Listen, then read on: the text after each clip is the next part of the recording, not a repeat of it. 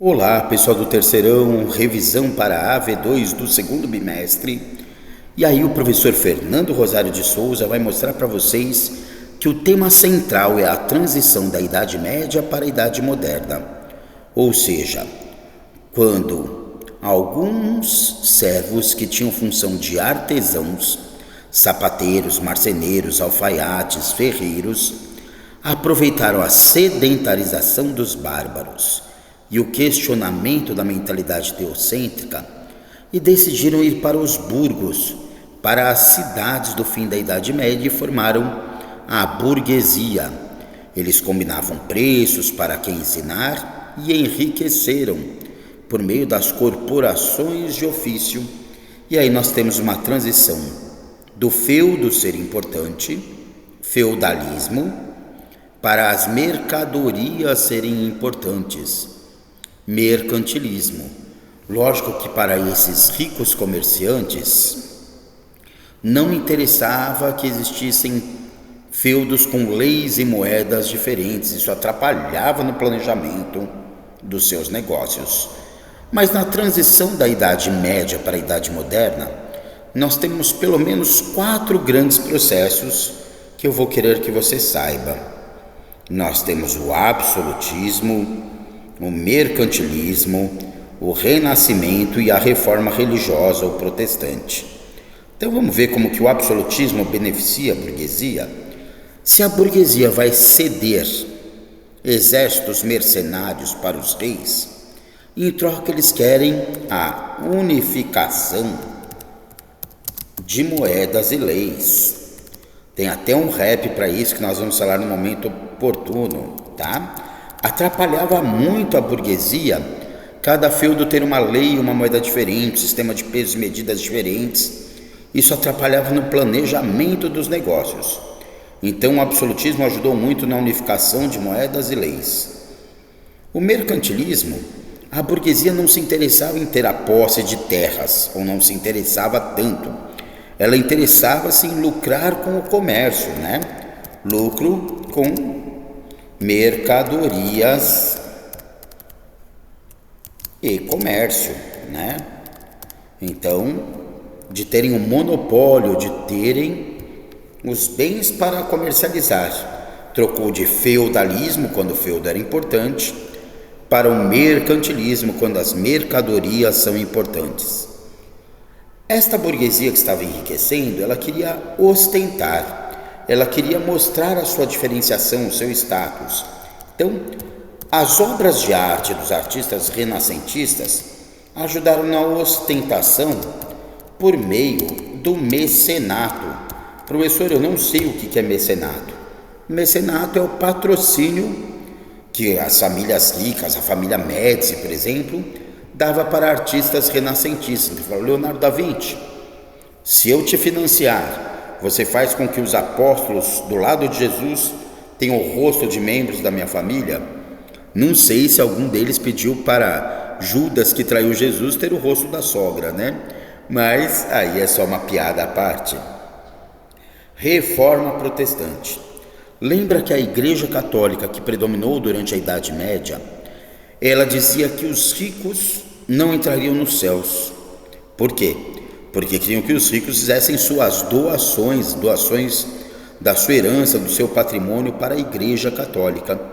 Quando as igrejas protestantes, entre elas o calvinismo, né, vem com a ética protestante do capitalismo, segundo Max Weber, eles se sentem privilegiados, eles começam a ter a ideia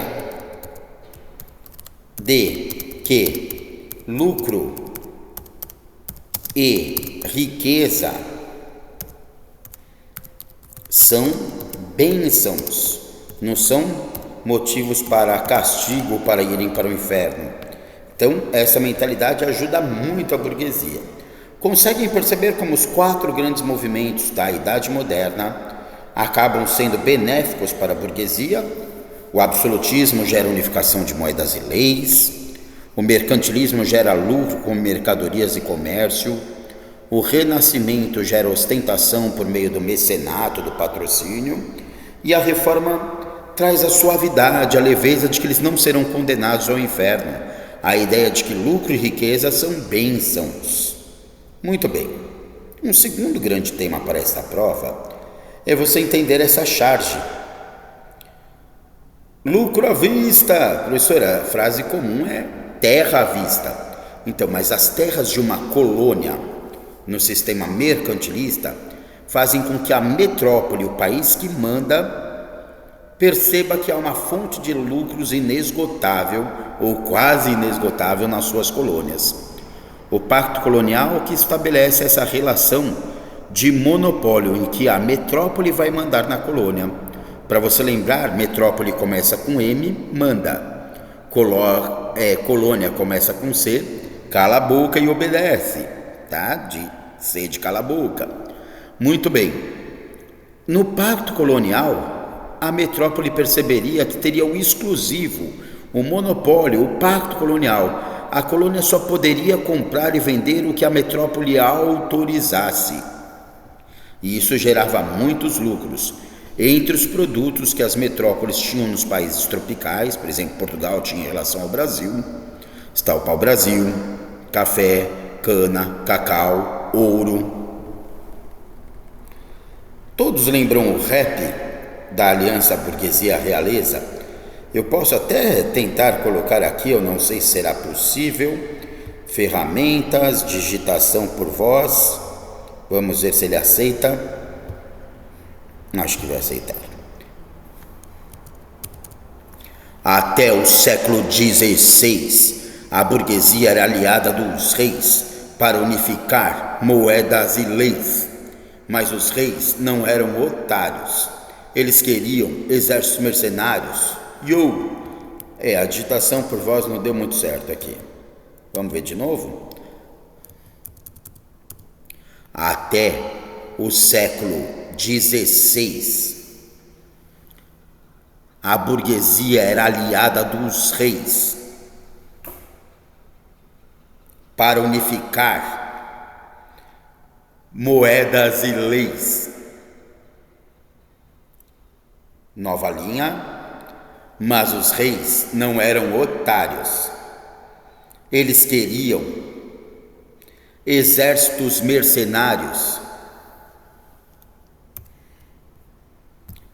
Quase deu certo. Moedas e leis. Tá? Muito bem. Opa. Acho que deu certo aqui. O Renascimento, você vai ter que lembrar que foi a grande perspectiva de mudança artística e cultural da mentalidade teocêntrica, que tudo era explicado pela vontade de Deus, para a mentalidade antropocêntrica. A razão humana pode explicar as coisas, ou seja, houve uma virada para o humanismo, o ser humano no centro das explicações, tá? Então, essa é a grande sacada. Antropocentrismo, humanismo no lugar do teocentrismo. Esse é o ponto principal para você gravar, e isso implica numa série de manifestações na literatura, nas artes, né? Eu quero que você saiba, eu já comentei sobre a ética do trabalho e a reforma protestante. Se para os católicos existia uma crença de que o trabalho estava ligado ao castigo, tanto é que ele era destinado para os escravizados, para os impuros, aqueles que precisariam pagar por meio do trabalho a sua purificação. Já para a ética protestante, o trabalho, o lucro, eram sinais de que Deus estaria te abençoando, e você enriquecer por meio do trabalho era bastante valorizado, tá? Muito bem. Barroco. Todo mundo consegue imaginar algumas cenas do barroco? Vou tentar ver se tem aqui alguma, estilo barroco. Muitos rococós, muitas curvas, muitos caracóis, tá? Muito ouro, muito brilho.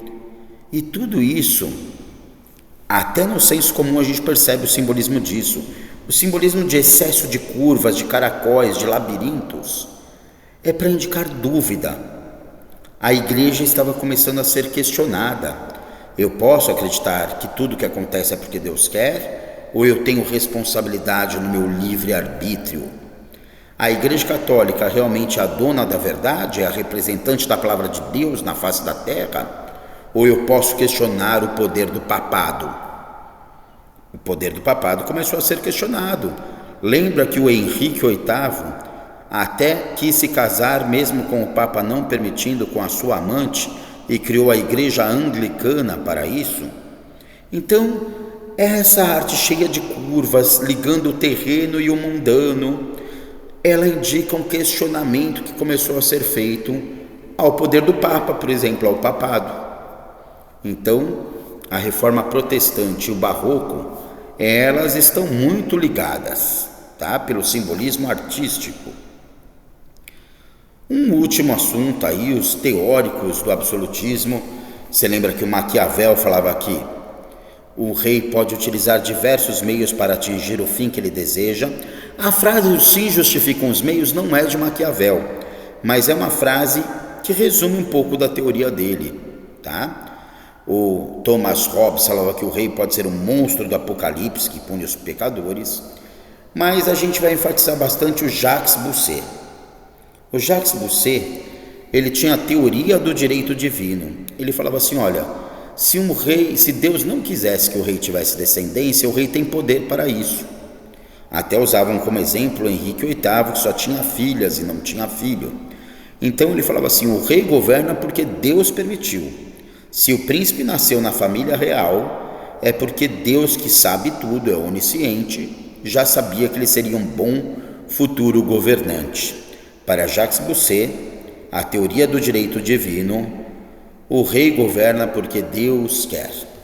Gente, acredito que com esta revisão você estará preparado para a sua AV2. Assista esse vídeo quantas vezes precisar. Um abraço e até a próxima!